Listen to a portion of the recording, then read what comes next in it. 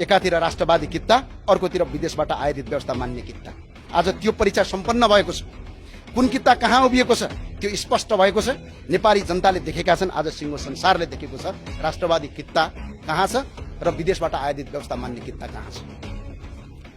तपाईहरुलाई कतै रापरबाले उपसभामुख जित्यो भने, संवैधानिक परिषदको सदस्य बन्यो भने राष्ट्र संस्था पुनर्स्थापनाको बहसलाई एक फुटकिलो अगाडि बढ्नेछ भन्ने डर रहेछ। प्रदेश संरचना खारेज गर्ने अभियानमा एक कदम चाल्नेछ भन्ने चिन्ता रहेछ। हिन्दू बुद्ध किराँत सहितको वैदिक सनातन परम्परामा आधारित धर्म सापेक्ष राष्ट्रको बहसलाई अगाडि बनाउँछ भन्ने त्रास रहेछ।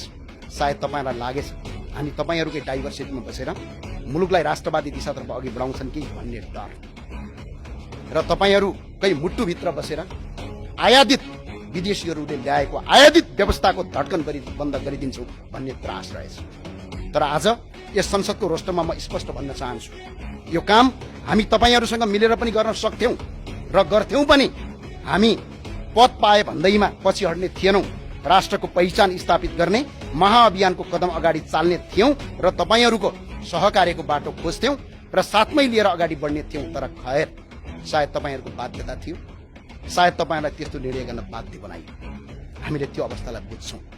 त्यसैले असहमति हुँदाहुँदै पनि तपाईहरुप्रति हाम्रो सदाशयता रहिरहनेछ र राष्ट्रका मुद्दाहरुमा हामी एकै ठाउँ, हामी सधैँ संवाद र सहकार्यको ढोका खुला राख्नेछौँ। आज तपाईहरुसँग बहुमत छ, संसदको संख्या तपाईहरुको पक्षमा छ, कुर्सीहरू भरिएका छन्। हाम्रा कुरा अहिले तपाईहरुलाई सामान्य र हास्यपदक लाग्न सक्छ, तर समय बलवान हुन्छ। त्यो दिन आउनेछ जब यही शब्दहरू सत्य साबित हुनेछ। सम्माननीय सभामुख महोदय, एउटा कथन थियो, युद्ध र प्रेममा सबै कुरा जायज हुन्छन् भने जस्तै राजनीतिमा आश्वासन र धोका पनि जायज हुँदो रहेछ भन्ने कठोर यथार्थ बुझ्दैछु। युद्ध र प्रेममा सबै कुरा जायज हुन्छन् भने जस्तै राजनीतिमा आश्वासन र धोका पनि जायज हुँदो रहेछ भन्ने कठोर यथार्थ बुझ्दैछु। अब बोलीभन्दा बढी संकेत बुझ्नुपर्ने कुरा सिक्दैछु, किनकि बोलीको कुनै भर हुँदो रहेनछ।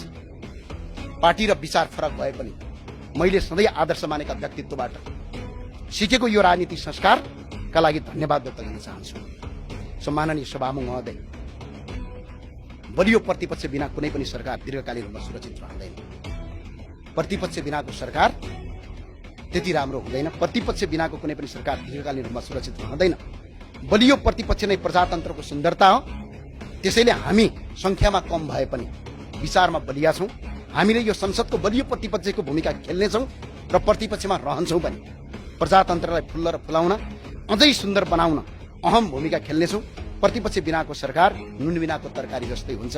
त्यसैले यो सरकारलाई बलियो प्रतिपक्ष भएर सहयोग गर्छौं। र सम्माननीय सभामुख महोदय, आज यो प्रश्नमा उभिँदै गर्दा राजनीति अलिअलि सिकियो, कस्तो हुँदो रहेछ राजनीति भन्ने कुरा सिकियो र बुझियो पनि। तर याद रहोस्, त्यो राजनीति सधैँ नदी पनि सधैँ एउटै बेगमा बगिरहँदैन। कहीँ थमिनुपर्छ र कहीँ ताल तलैयामा मिसिनुपर्छ र सधैँ हामी पाँच मात्रै हुने छैन। र याद रहोस्, राष्ट्रिय प्रजातन्त्र पार्टी त्यो शक्ति हो। 2064 सालको स्थापनापछि सशस्त्र संघर्षबाट आएको माओवादीले पनि पतन गर्न नसकेको शक्ति हो। यो शक्ति बुझ हुँदैन हो। खैर, हामीले एउटा विश्वासलाई आत्मसात राखेका थियौँ। त्यो विश्वासका साथ हामी अगाडि बढ्छौँ। अरू कसैलाई केही भन्नु छैन, केही गुनासो छैन। हामीले अघि नै भनिसक्यौँ, तपाईँको बाध्यता बुझेका छौँ, त्यो बाध्यतालाई आत्मसात गरेका छौँ र तपाईँहरूसँग सहकार्य गर्ने बाटो खुला छ। तर संसद सधैँ सत्ता पक्षको होइन, संसद प्रतिपक्षको, प्रतिपक्षमा बसेर हाम्रो भूमिका निर्वाह गर्छौँ। त्यही भएर सम्माननीय सभामुख महोदय, हामीले जनजातिबाट, त्यो पनि नेपालकै लोकमुमनक जातिबाट, हेल्मो भन्ने समुदायबाट प्रतिनिधि सभाको उपसभामुखको पदको हामीले उम्मेदवारी दिएका छौँ। सम्माननीय सभामुख महोदयको अनुमतिमा यस सभाका माननीय सदस्य सरस्वती लामालाई उपसभामुख पदमा निर्वाचन गरियोस् भनी प्रस्ताव प्रस्तुत गर्दछौँ। बाँकी तपाईँहरूको इच्छा, सोच गर्नुहोस्, विचार गर्नुहोस्। जय राष्ट्रवाद, जय नेपाल। हस्, धन्यवाद।